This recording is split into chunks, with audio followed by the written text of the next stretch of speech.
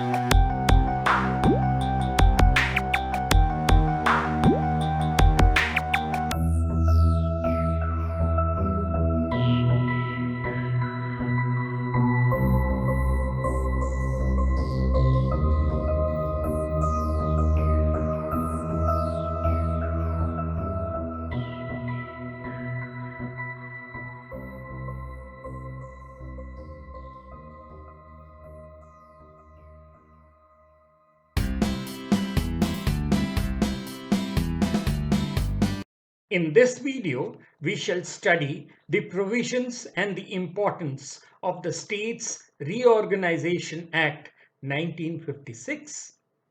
At the time of independence in 1947, India consisted of 571 disjointed princely states that were merged to form 27 states.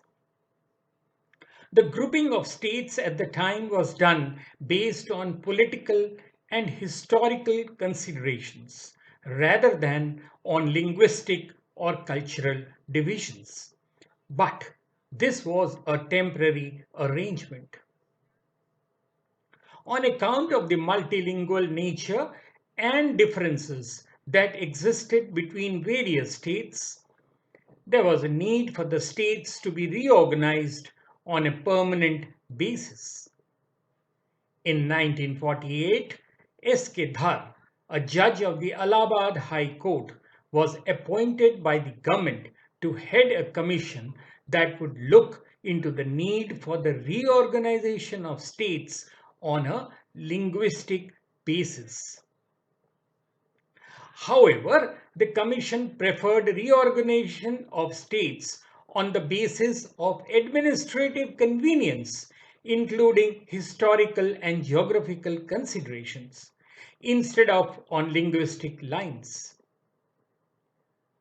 In December 1948, a committee comprising of Jawaharlal Nehru, Vallabhbhai Patel, and Pattabhi Sitaramaiah was formed to study the issue.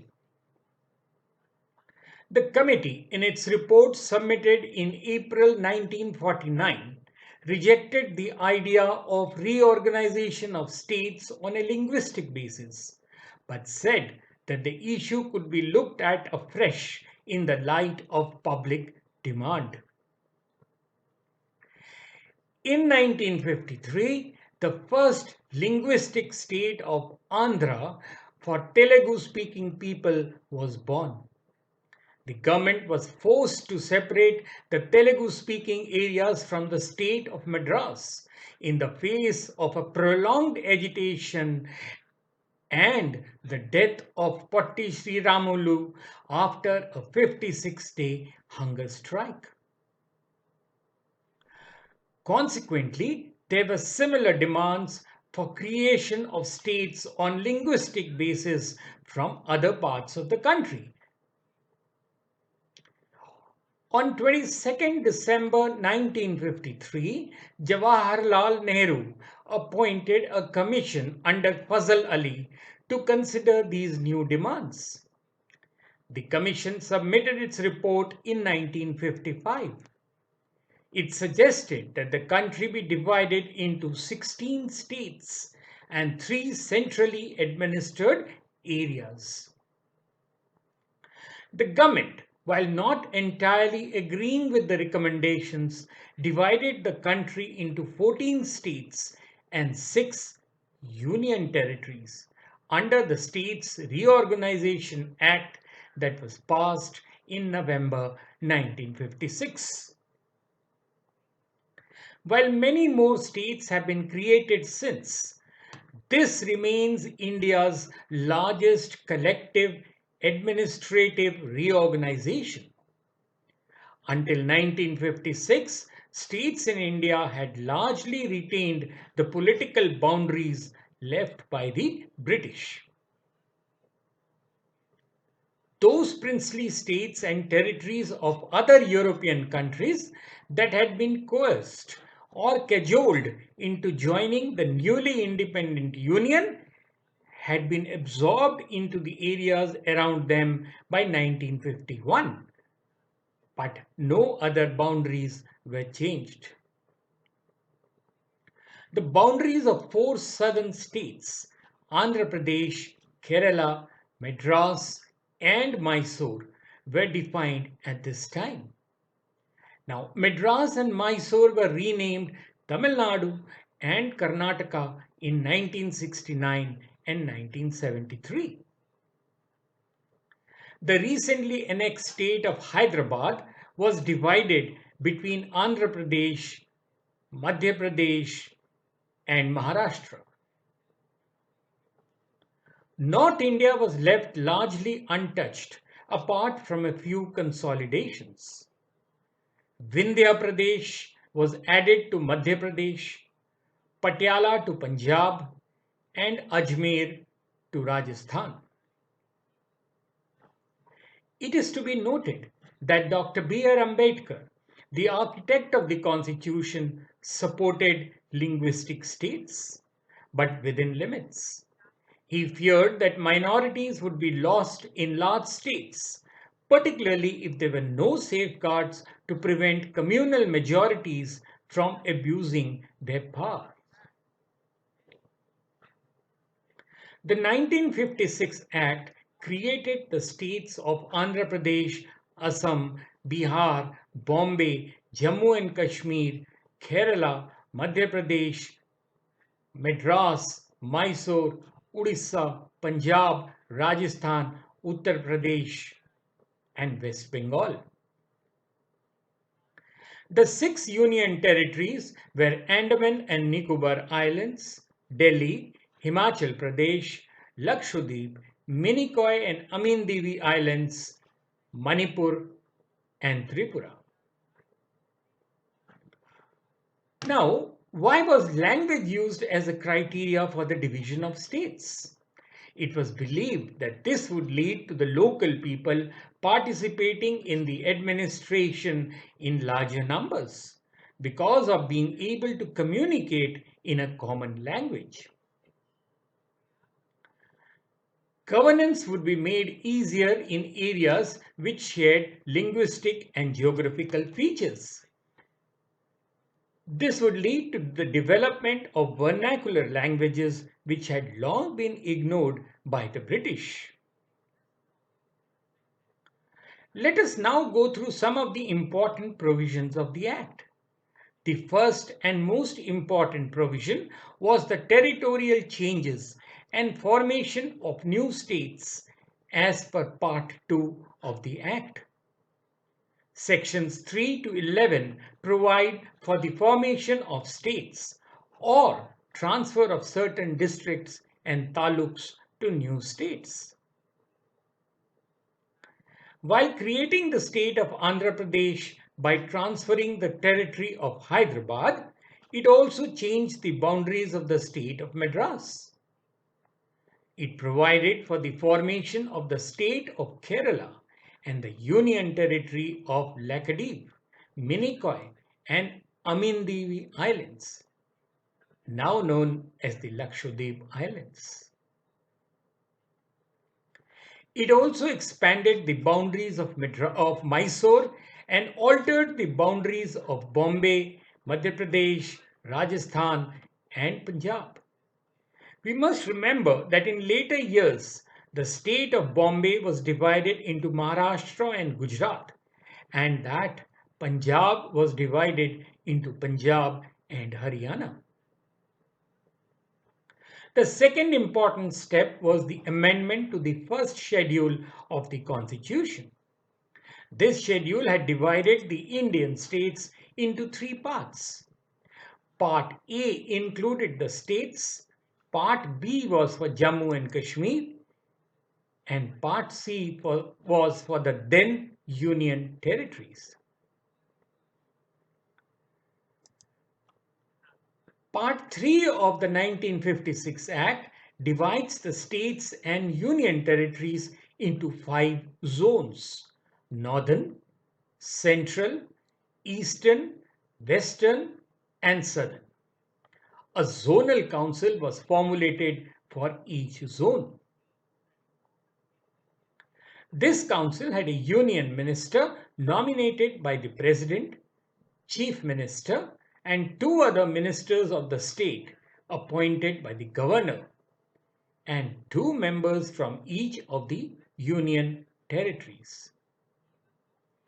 Each council also had an advisory council consisting of a member from the Planning Commission, chief secretary of each state, and development commissioner or any other officer of the government of each state. The zonal council played the role of an advisory body of the union government by putting forth common interest of all the states of the zone in the field of economics, social planning, border dispute, linguistic minorities, interstate transport, and other methods of reorganization. The Act under sections 33 to 39 provides for the states where a new legislative council would be constituted. These states were Madhya Pradesh and Bombay with 72 seats, Madras with 50 seats, Mysore with 52 seats, and Punjab with 40 seats. A delimitation commission was formulated under section 43 of the Act, consisting of 2 members who have either been judges of either the Supreme Court or the High Court, with the Chief Election Commissioner as its ex officio member. It also had 5 associate members nominated from the Lok Sabha and the Legislative Assembly, but these members did not have a right to vote. This commission was tasked to decide upon the basis of the population the number of seats to be reserved for scheduled castes and scheduled tribes in the Lok Sabha and the legislative assemblies. It was also tasked to determine the parliamentary constituencies of the states and allot them seats accordingly. Other provisions of the Act dealt in detail with the necessary intricacies for the proper functioning of the newly formed states. These included jurisdiction of existing high courts and formation of new high courts and dealing with contracts already entered upon by the states and the existing state corporations. The very same year, the Act was amended once. This was to increase the strength of the Madras Legislative Council from 48 to 50, owing to the judgment of the High Court of Madras. The major criticism of this act is the division along linguistic lines. Critics point out that the division criteria should have been on ease of administration. When language and culture were used as the basis of creating new states, many small states emerged, which had to depend on the financial resources of the center for its day-to-day functioning.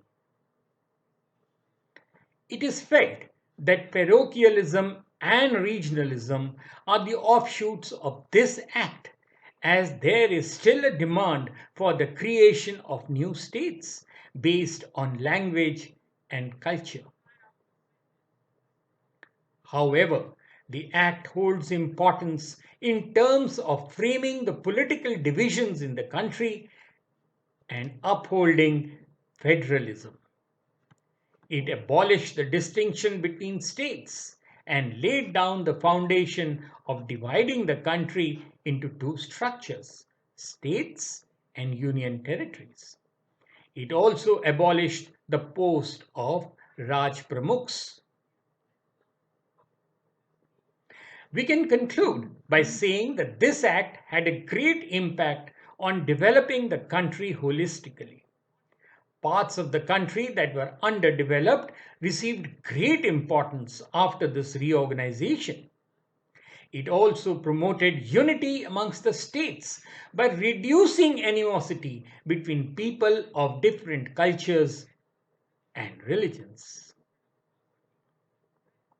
Well, that's all from me in this video.